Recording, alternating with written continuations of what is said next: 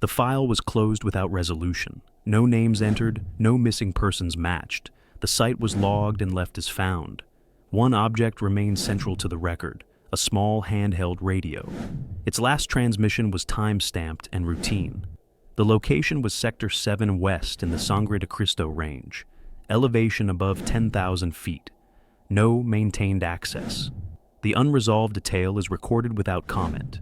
A fire ring still warm after days of inaccessibility. No footprints leading away. The report ends there.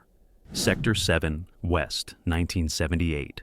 In the summer of 1978, the National Park Service began tracking unusual incident reports from remote wilderness sectors across the continental United States.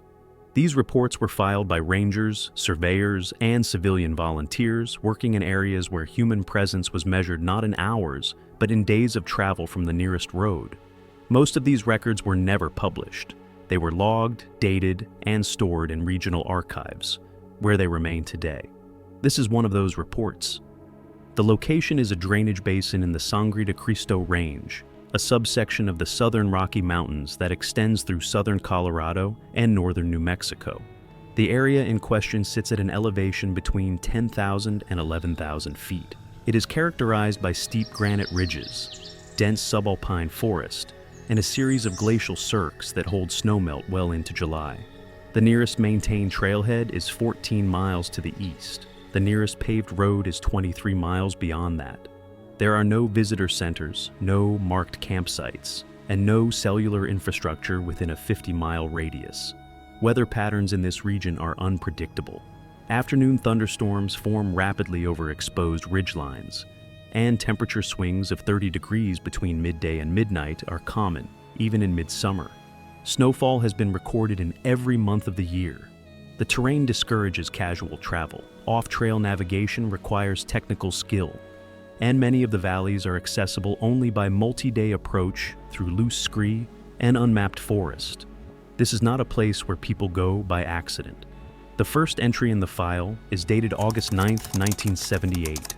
It was written by a backcountry ranger named Thomas Calloway, who was conducting a routine patrol along the upper drainage of what is referred to in the document as Sector 7 West. His assignment was to assess trail conditions, check for wildfire risk, and document any signs of unauthorized camping or resource extraction. The entry is brief. He notes that weather conditions were clear, with visibility extending across the ridgeline to the northwest. He observed no recent human activity. He recorded the coordinates of 2 abandoned fire rings, both of which appeared to be several years old, based on vegetation regrowth and the absence of charcoal. He encountered a small herd of elk near a spring-fed meadow at approximately 10,400 feet. He marked the location of a rockfall that had obstructed a secondary drainage route and noted it for future trail maintenance. The tone of the entry is procedural. There is no indication of concern. At the end of the report, Calloway notes that he would return to the ranger station the following afternoon, and that his next patrol into the same sector was scheduled for late September. The entry is signed and filed without incident. The second entry is dated August 22, 1978. It was written by the same ranger, but the circumstances had changed. Calloway had been dispatched back into Sector 7 West 2 weeks earlier than planned.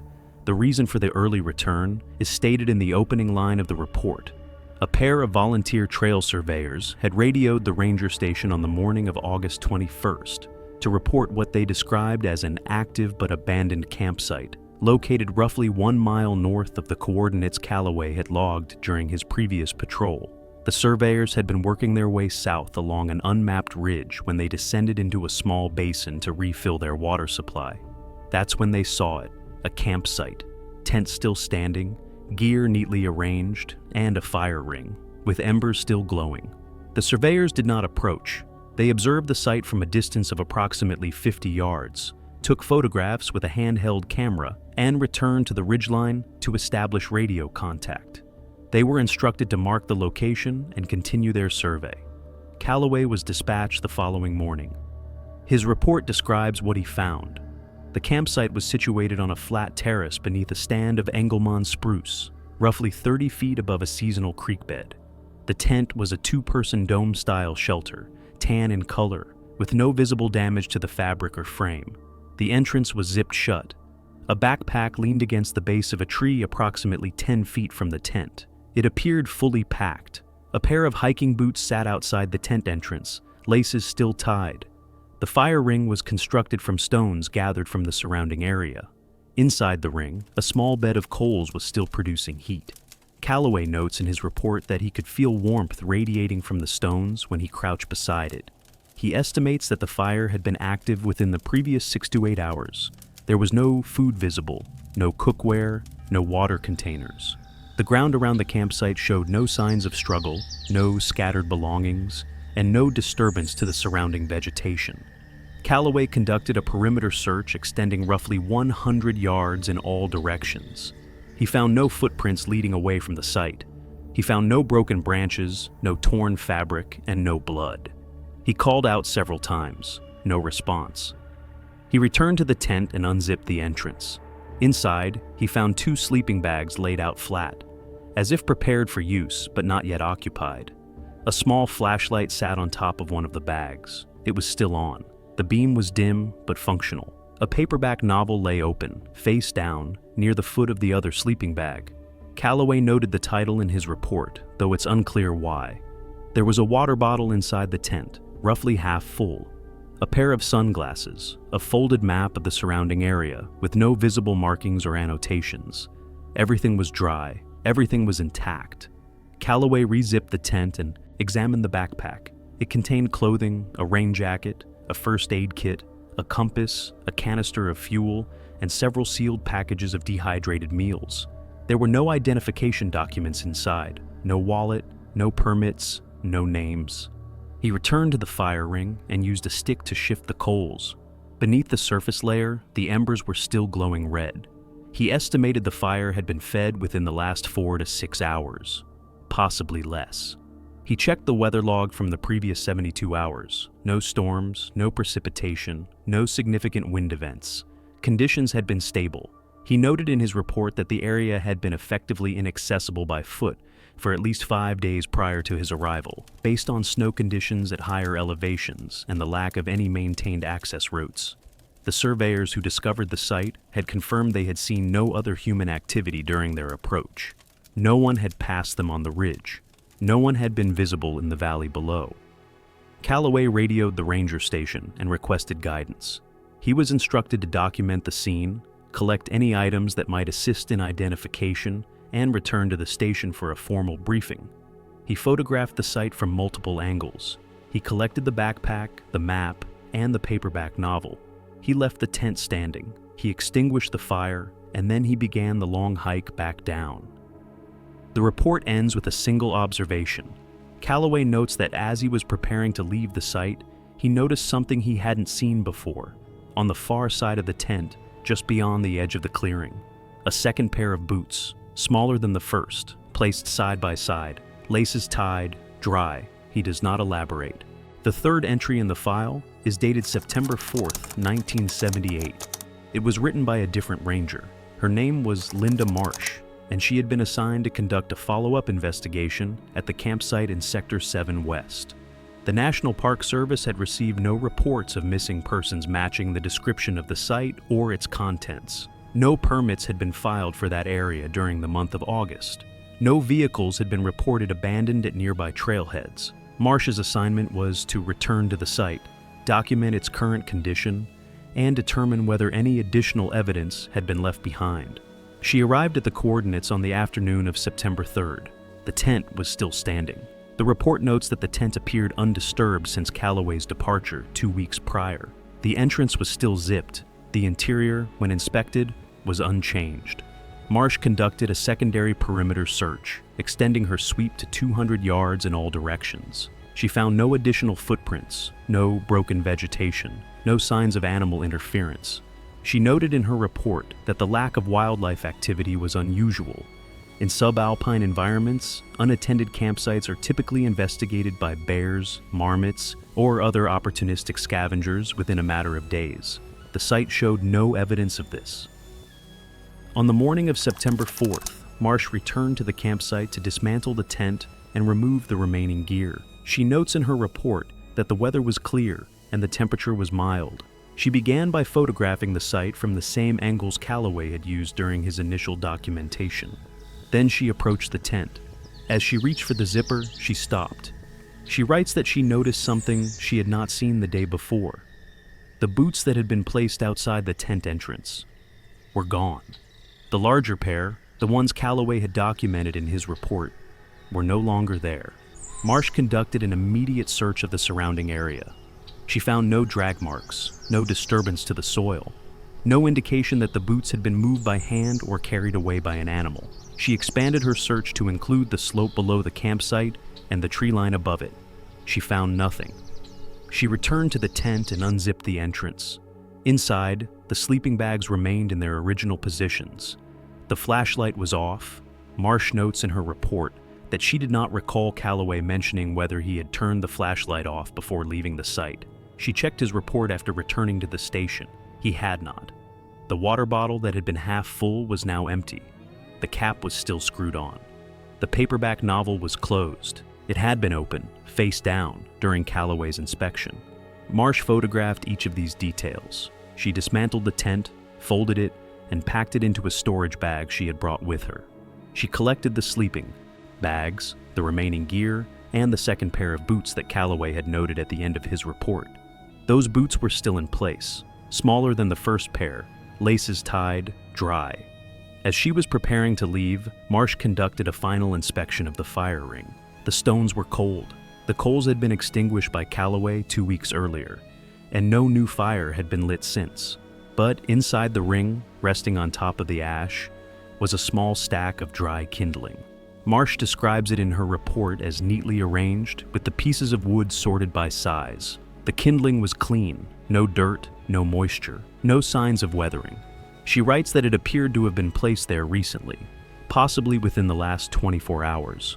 She collected the kindling, placed it in an evidence bag, and marked the location with a pin flag. Then she left the site. Her report concludes with a procedural note.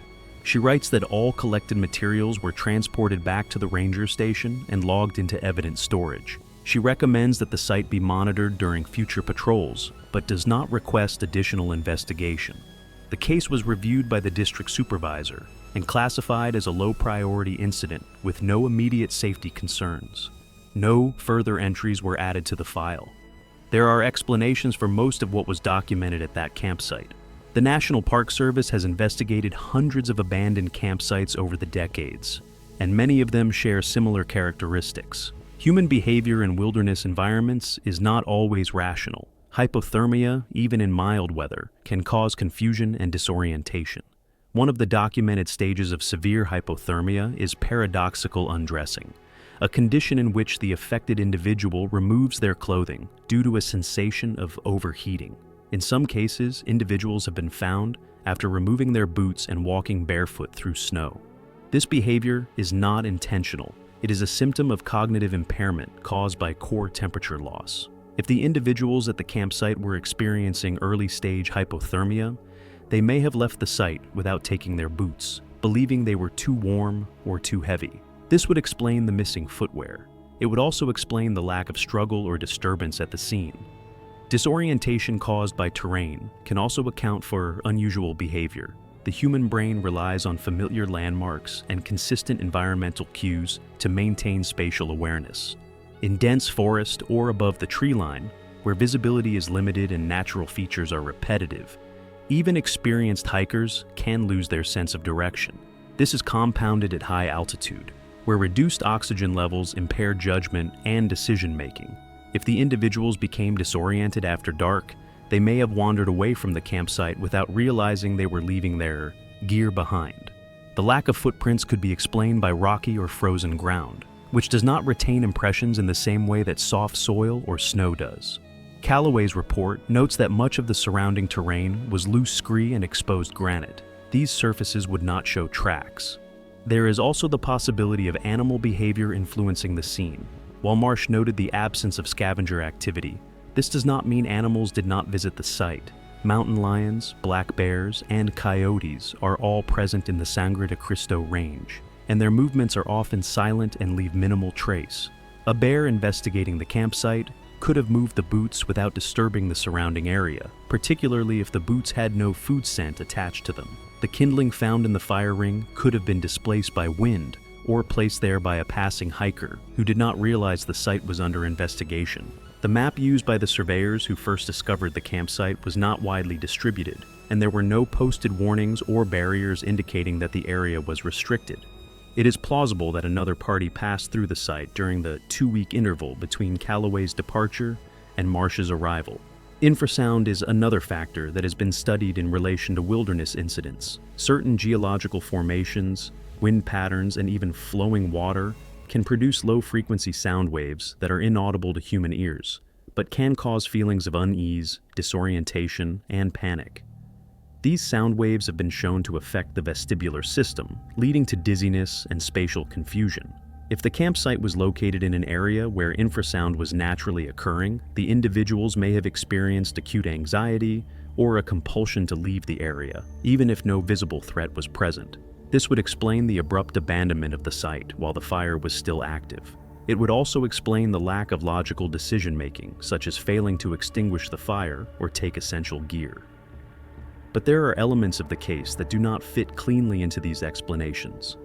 The water bottle inside the tent was recorded as half full during Calloway's inspection on August 22nd. When Marsh inspected the tent on September 4th, the bottle was empty. The cap was still screwed on.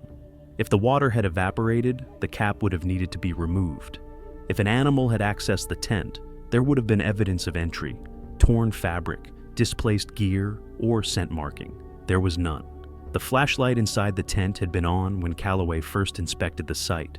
When Marsh returned 2 weeks later, it was off. Calloway's report does not indicate that he turned it off. If the battery had died, the report would likely have noted the dim beam observed during the initial inspection. But the beam was described as dim, not failing. A dim beam typically indicates several hours of remaining battery life, not imminent failure. The kindling in the fire ring was described as clean, dry, and recently placed. If it had been there since the original occupants left the site, it would have shown signs of weathering from 2 weeks of exposure to the elements. If it had been placed by a passing hiker, there would have been evidence of foot traffic in the area. Marsh found none. The boots are the most difficult detail to reconcile. Calloway documented a single pair of boots outside the tent entrance and a second, smaller pair on the far side of the clearing. When Marsh arrived, the first pair was gone. The second pair remained. If an animal had taken the boots, it is unclear why only one pair was removed. If a person had taken them, the question becomes, who and why? And why leave the second pair untouched? The National Park Service reviewed the case and found no evidence of foul play, no indication of a crime, and no reports of missing persons that matched the timeline or location. The case was closed without resolution. The tent, the sleeping bags, and the collected items remain in storage at a regional archive facility in Colorado. The kindling collected from the fire ring was never analyzed. The photographs taken by the surveyors and by both Calloway and Marsh are included in the file, but they have not been digitized. The coordinates of the campsite are listed in the report, but the area has not been revisited by Park Service personnel since 1978. There is no memorial, no marker, no indication that anything unusual ever occurred there. The file is one of 47 similar reports archived between 1975 and 1982. Most of them remain unread. The campsite in Sector 7 West was never explained. The fire that was still warm when the surveyors found it. The boots that were there and then weren't. The kindling that appeared after the site had been abandoned. These details were documented, they were reviewed, and then they were filed away. The wilderness does not offer explanations. It offers only what remains.